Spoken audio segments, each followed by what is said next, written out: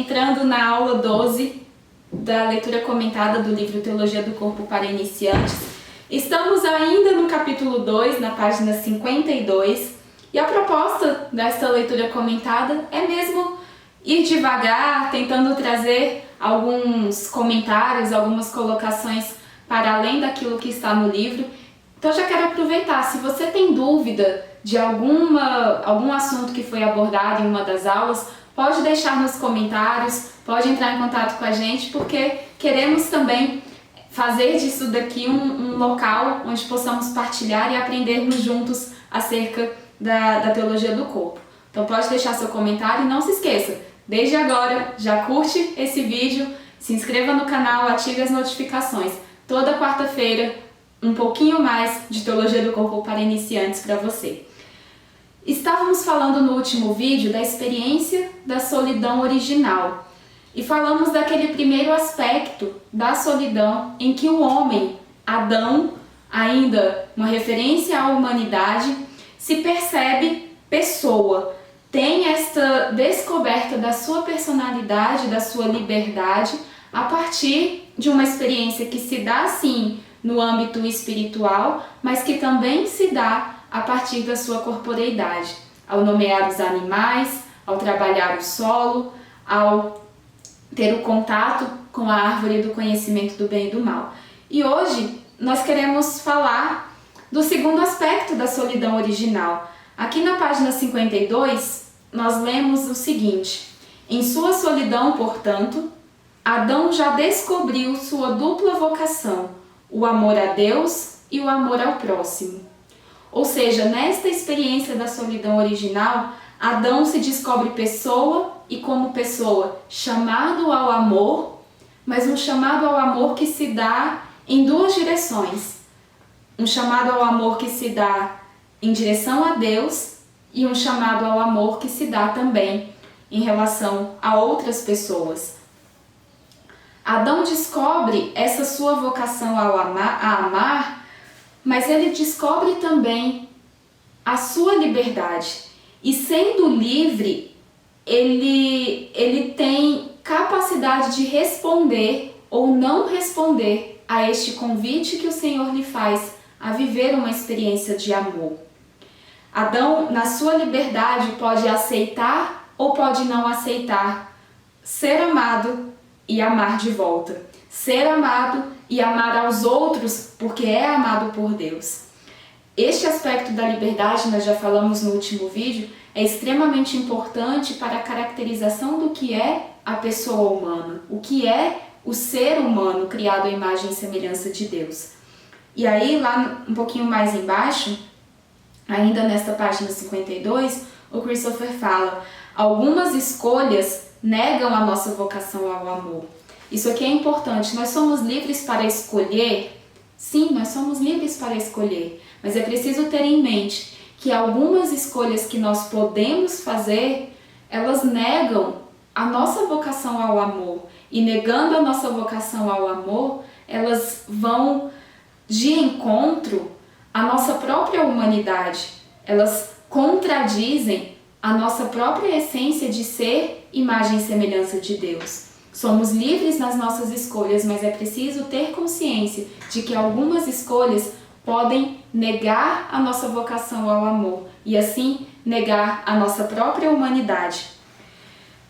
A experiência de lidar com a árvore do conhecimento do bem e do mal, aquela prova que Deus propõe ao homem, o faz compreender que nós somos livres para escolher entre o bem e o mal, mas nós não somos livres para determinar aquilo que é bom e aquilo que é mal. Nós somos livres para escolher, uma vez que somos inteligentes para reconhecer o que é o verdadeiro bem.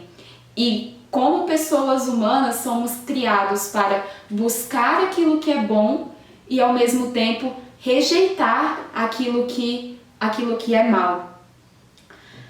A liberdade é dada para o amor. A liberdade humana é plenamente realizada não inventando o bem e o mal, mas escolhendo adequadamente entre eles. E quando nós escolhemos aquilo que é bom de uma maneira adequada, nós exercemos essa liberdade de modo a alcançar o verdadeiro amor. A liberdade nos é dada para estabelecer comunhão. Voltamos no aspecto segundo da solidão original. Se existe uma dimensão de relação com Deus, existe também uma dimensão de relação com as outras pessoas. E em ambas as direções, nós vemos que nós somos chamados à comunhão. Portanto, esta liberdade nos é dada para que vivamos o amor. E, alheia ao amor verdadeiro, essa liberdade é perigosa. Infelizmente, hoje em dia, nós temos muitas vezes conceitos distorcidos do que é a liberdade. É poder fazer tudo o que eu quiser, ninguém manda em mim, eu que sou dono do meu corpo, do meu mundo, das minhas regras, eu sou dono da minha vida e ninguém tem que dizer o que eu devo ou não devo fazer. Isso é perigoso. A verdadeira liberdade, ela só existe conectada ao amor, porque ela nos foi dada pelo amor. E uma liberdade alheia ao amor, alheia à verdade, alheia à bondade, é uma liberdade perigosa porque ela pode se tornar uma autoindulgência. Ou seja, ela pode se tornar uma justificativa para eu fazer o que de fato eu quiser, mas sem a justa medida da verdade. E aí, a liberdade que nos foi dada para escolher pela vida, ela pode gerar em nós morte. A escolha entre as árvores ali nos fala muito disso no relato do Gênesis. A árvore da vida estava no centro do jardim juntamente com a árvore do conhecimento do bem e do mal. Daquela árvore do conhecimento do bem e do mal, o homem e a mulher foram convidados a não comer, para estabelecer ali os limites de criador e criatura, para que eles dessem aquela prova de amor a Deus, de obediência a Deus. Mas eles poderiam escolher comer da árvore da vida. É escolha, mas algumas escolhas podem gerar morte. Essa liberdade, a nossa liberdade de criaturas, é uma liberdade que implica responsabilidade. Portanto, é preciso ter consciência de que, ao escolher determinada coisa, seja ela boa ou má, eu preciso assumir também a responsabilidade daquela minha escolha. E não só preciso assumir, mas naturalmente eu assumirei a responsabilidade daquela escolha, porque na nossa intelectualidade, na nossa capacidade de raciocinar, nós somos dotados desta capacidade de negar o que é mal. Então, uma vez que eu escolho aquilo ali, eu sou responsável pela minha escolha e, portanto, posso e irei assumir as consequências dela. Liberdade vivida com responsabilidade, liberdade vivida na dimensão da verdade, ela nos gera para nós o amor.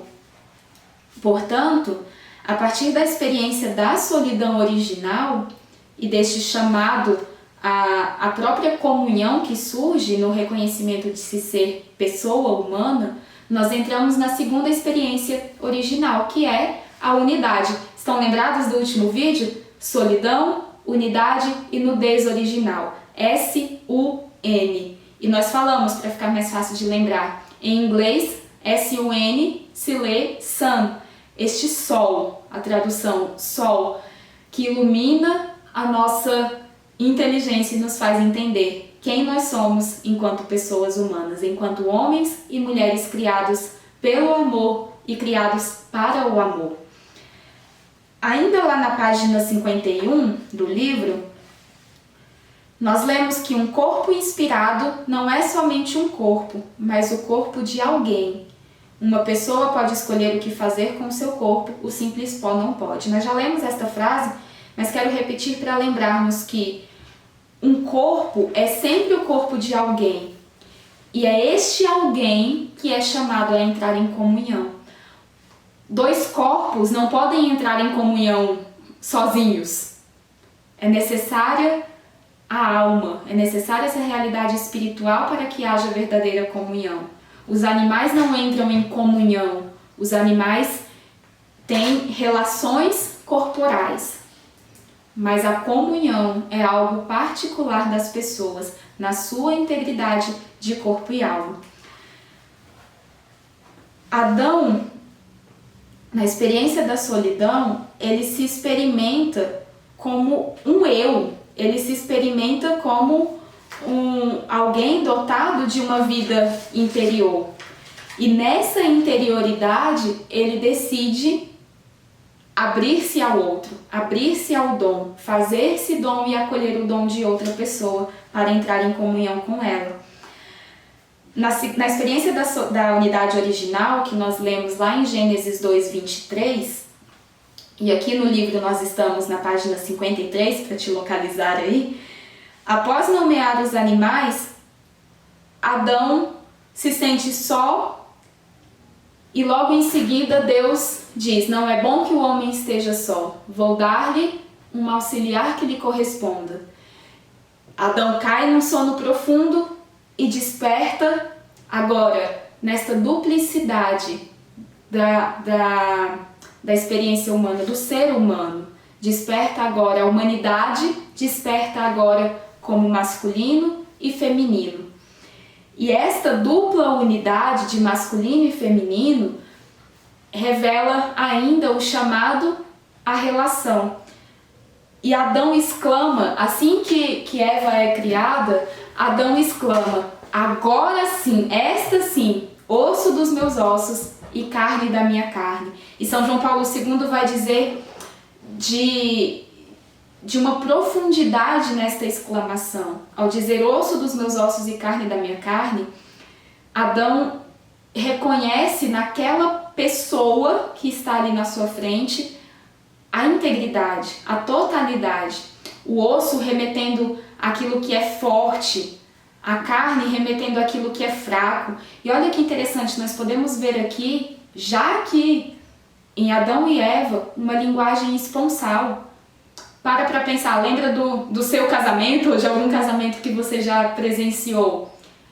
Eu te recebo como meu esposo e te prometo ser fiel na alegria e na tristeza, na saúde e na doença, ou seja, na força e na fraqueza, no osso e na carne. A linguagem aqui deste fascínio, dessa admiração, como vai dizer o Christopher West aqui no primeiro parágrafo do livro, é uma linguagem esponsal. É uma linguagem que remete já ao matrimônio, sacramento primordial que nós vemos desde o princípio, e vamos falar um pouco mais quando chegarmos lá na frente no capítulo específico sobre isso. Mas aqui é importante notar o enfoque no corpo. Adão é fascinado pelo corpo de Eva, mas não é um fascínio pelo corpo que envolve um desejo de possuir aquele corpo para o seu prazer, não. É um fascínio por um corpo que revela uma pessoa, como está aqui. Adão é fascinado com o corpo de Eva porque, como aponta São João Paulo II, este finalmente é um corpo que expressa a pessoa. Se você quiser ler um pouco mais como São João Paulo II desenvolve este pensamento de um corpo que expressa a pessoa, eu te faço a referência para ir buscar na catequese número 9, onde ele vai explicar um pouco mais sobre esta realidade.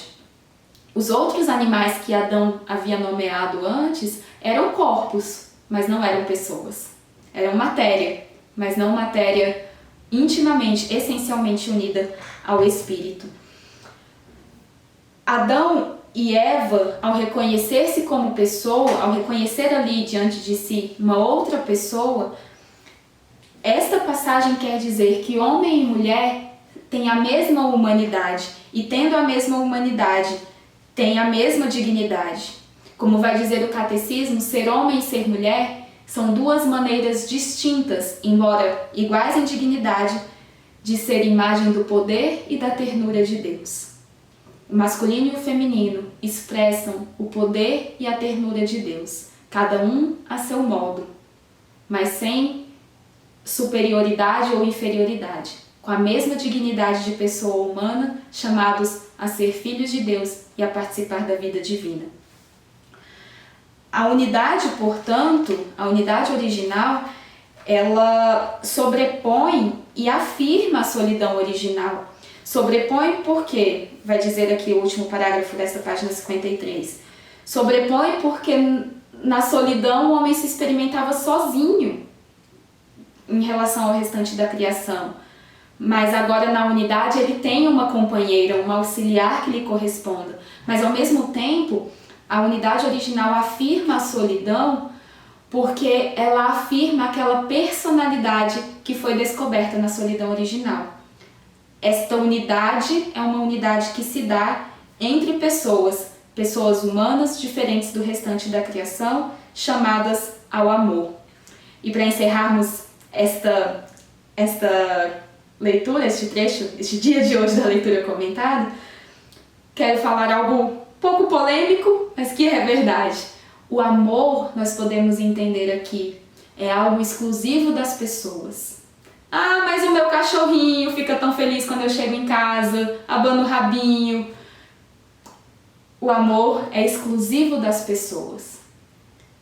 O cachorrinho tem um afeto, o cachorrinho tem respostas instintivas, porque recebe afeto, ele tem um certo nível de memória, recebe estímulos positivos ali da comida, do afago, mas o amor é exclusivo das pessoas porque ele passa pela liberdade, porque ele passa pela livre vontade de querer fazer-se dom para o outro, reconhecendo naquele outro a dignidade de pessoa. Então, a experiência da unidade original distingue as meras ações instintivas e nos diz que nós somos chamados a viver a partir dos nossos desejos, sim, mas desejos pessoais, desejos que nos impelem à comunhão com outra pessoa. A diferença, qual é a diferença entre instinto e desejo? A diferença, vai dizer aqui o Christopher, no desígnio original de Deus, os desejos sexuais do homem e da mulher não eram conduzidos pelos instintos, assim como nos animais. Eles fluíam precisamente da liberdade para amar a imagem de Deus. E só o homem, criado à imagem de Deus, só o homem livre e que tem posse de si, é capaz de fazer este dom de amor. Aqui nós vamos deixar para o próximo vídeo, nós vamos entender o chamado do eros, do desejo, do amor erótico, a ser uma expressão do ágape, de um amor de doação, de um amor semelhante ao amor de Deus por nós. Encerramos por aqui este dia de leitura comentada. Mais uma vez, fica o convite. Curta este vídeo, compartilhe este vídeo com os seus amigos, convide outras pessoas para aprender também mais sobre a teologia do corpo e não se esqueça de se inscrever aqui no canal do Decor Brasília. Deus abençoe você e até a próxima.